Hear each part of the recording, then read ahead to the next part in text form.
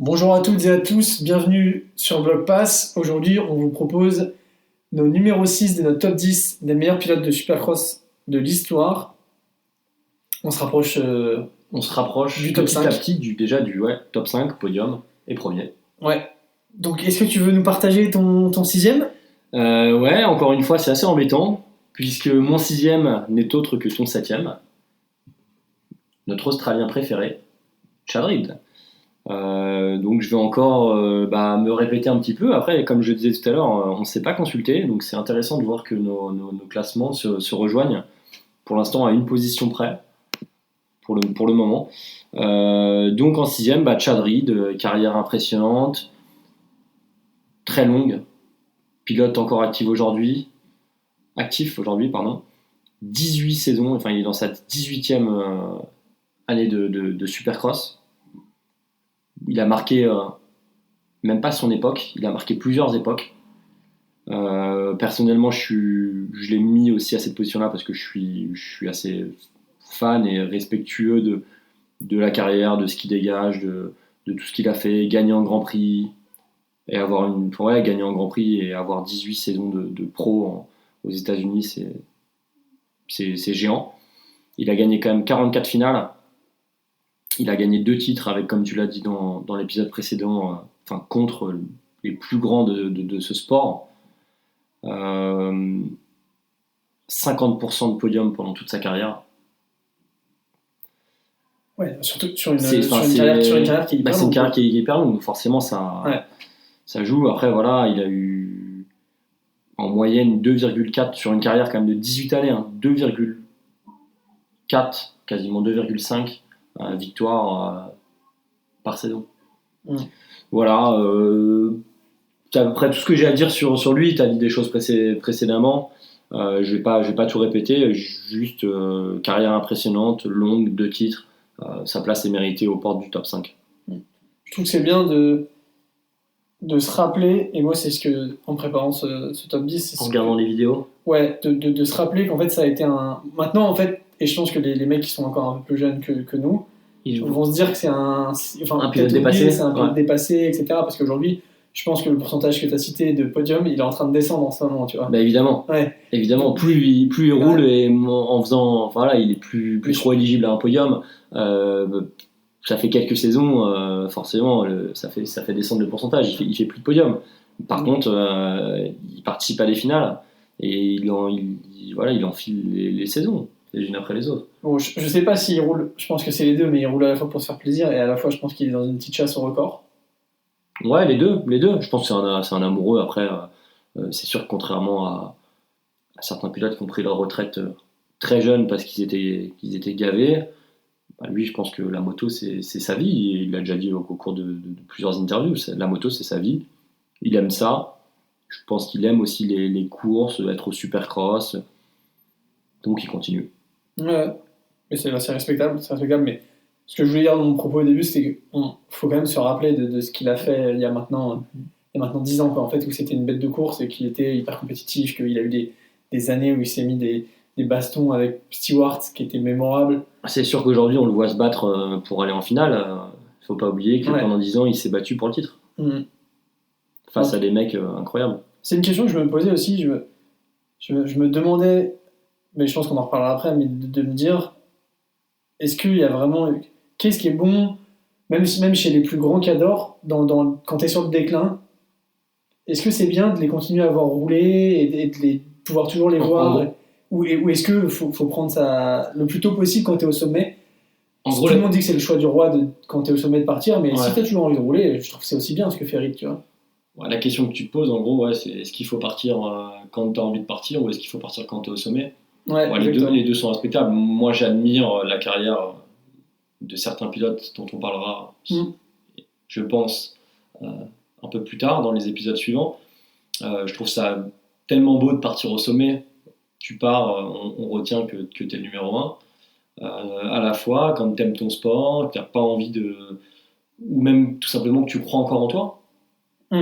Au bout d'un moment, je ne dis pas que Chad Reed croit encore en ses chances, je pense qu'il ne se voile pas la face. Mais pendant, je pense, 5-6 saisons, après ses derniers titres, ses derniers podiums, il croyait encore en ses chances de titre. Et là, il est plus sur le déclin, mais il prend du plaisir. Ça marche. Tu veux passer Je vais passer à mon 6e, ouais. Allez. Moi, c'est aussi quelqu'un que tu as déjà cité. Ah, on inverse les rôles, c'est bien. Ouais, mais que tu as mis, je crois, tu vas me confirmer, mais en 8 ou 9e. C'est 8e position. Ricky Johnson, que j'ai mis donc en 6e, où je le rappelle, 2 titres, SX, 28 victoires, et une rivalité assez mémorable avec David Bailey, qui lui, malheureusement, a une carrière écourtée, puisqu'il s'est pris un gros crash et qu'il a dû stopper sa carrière, puisqu'il a été paralysé. Mais en tout cas, ça a été quelqu'un, pareil, qui a énormément inspiré les générations, notamment Stanton. En fait, Ricky Johnson était un petit peu plus vieux que Stanton, et quand il est arrivé, c'était le newcomer Stanton, et il a pris pas mal d'exemples sur David Bailey, et il a dit qu'ils étaient vite devenus très amis, et qu'il avait beaucoup pris de ses méthodes d'entraînement sur Ricky Johnson, qui roulaient beaucoup ensemble à ce qu'ils appelaient à l'époque Honda Land, qui était le circuit Honda. Et encore une fois, c'était l'école de l'excellence, Honda, et ils se retrouvaient tous là-bas, et c'est comme ça qu'ils sont tirés vers le haut, exactement, et qu'ils ont eu un gros impact sur le Supercross. Ce qui est beaucoup pratiqué aujourd'hui, de s'entraîner sur les circuits des fabricants, des marques. Et dernière chose sur Ricky Johnson qui fait que je le mets aussi haut, c'est aussi un mec qui a vachement participé à l'essor du Supercross en termes marketing. C'était une des premières stars. Et il y a une anecdote que j'ai lue aussi que j'ai trouvée intéressante, où en fait il a été un des premiers à être tête d'affiche de Fox, donc la marque Fox d'habillement de motocross. Okay. Et il avait fait une pub où il pose nu sur un rocher. Okay. Et il raconte que même aujourd'hui, quand on lui demande des autographes, souvent on lui ramène le poster de lui en train de poser nu sur la publicité, et que ça avait fait beaucoup parler, et que Fox a commencé à investir beaucoup dans le marketing, sur les pilotes, et que ça a été vraiment une médiatisation grandissante grâce entre autres à lui, mais il avait une bonne gueule, il était facile à marketer. Ça a été un des premiers pilotes ce que tu dis, qui est hyper médiatisé. C'est ça, et ce qui est... on s'en rend compte quand tu dis aussi qu'il est resté dans les mémoires. C'est un mec qu'on cite beaucoup. Je trouve qu'on le cite plus que Stanton, par exemple. Oui. Qui paradoxalement a plus de titres. On le cite plus, mais voilà, Stanton a eu. moi dans mon classement, je suis d'accord. L'impact. Je pense que le nom de Johnson ressort plus souvent que le nom de Stanton. Je pense que c'est dans la mémoire des pilotes et des générations actuelles.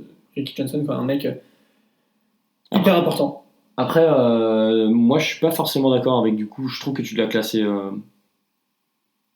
assez haut. Moi je défends ma position, je sais pas, je trouve que un Chad Reed a plus de mérite qu'un Johnson d'avoir la 6e position.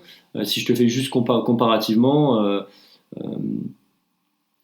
sur une carrière de 18 années pro, même si, comme on disait tout à l'heure, les stats descendent forcément avec les années, mais les stats de Chad Reed, c'est quand même 17% de titres pendant sa carrière. C'est une stat comme une autre. Un Johnson, il a des meilleures stats. C'est 18, mais sur 11 saisons. Ouais. Je pense qu'il y a d'autres arguments que tu aurais pu me donner. Je pense que c'est pas forcément le meilleur, parce que du coup la statistique est un peu en faveur. Il a juste roulé moins longtemps. Ouais, mais si tu veux, forcément, sur un pilote qui a une telle longévité, c'est obligé qu'au bout d'un moment il soit sur le déclin et qu'il fasse plus de podium. Ce que je veux dire, c'est qu'ils ont des statistiques hyper proches. T'en as un qui a 18% de titres pendant sa carrière, l'autre qui a 17%. T'as 1% d'écart et t'as 7 années, 7 saisons de Supercross quand même de différence. Après, je veux dire, c'est qu'ils ont le même pourcentage de titres pendant la carrière, sauf que t'en as un qui a fait 20 ans 20 saisons, 20 ans de motocross, l'autre qui en a fait 10, la moitié. Alors, il y a deux choses. La première, c'est que dans ce cas-là, on va pas forcer Ricky Johnson à continuer sa carrière. En plus, il a arrêté à cause des blessures, il n'a pas eu le choix, donc c'est peut-être quelque chose qu'on peut prendre en compte. Par contre, j'entends ton argument, mais moi, mon choix, et c'est là aussi, c'est pour ça qu'on a fait des classements différents sans se consulter. Toi, t'es pas mal collé aux statistiques, etc. Moi, je pense qu'au niveau de l'impact et de ce que j'ai pu voir comme anecdote sur Ricky Johnson, ce qu'il est, comme il a marqué le motocross. Tu peux pas dire ça. Un Chad Reed, il marque les générations. Ok. Mais ouais, voilà, non, mais c'est intéressant. Je peux dire ça parce que je le compare à Ricky Johnson. Je le compare pas à Martin Davalos, je le compare à Ricky Johnson, et pour moi, après encore une fois, on est dans le top 10. C'est discutable. C'est la première fois qu'il y a... Moi, je mérite c'est intéressant. C'est la première fois qu'il y a de notre classement, pour l'instant, où il y a autant de positions d'écart. Ouais. À TVK, mais encore une fois, une position, là, 2 positions. Parce que je pense que je suis... Pour Ricky Johnson, je suis un peu sorti des statistiques. Okay. Dans ma façon de juger, mais c'est pour ça qu'on a des classements tous les deux qui sont différents et propres. Tu as jugé en fonction de ton affectif. Mon affectif et de l'empreinte que j'ai vue, de ce que j'ai cité précédemment, et aussi de son palmarès. Je veux dire, c'était pas un pilote lambda, quoi. Ok, non, mais dans tous les cas, c'est intéressant. Ça marche, très bien. Merci à tous de nous avoir écoutés. À bientôt pour le numéro 5. On rentre dans l'élite de l'élite.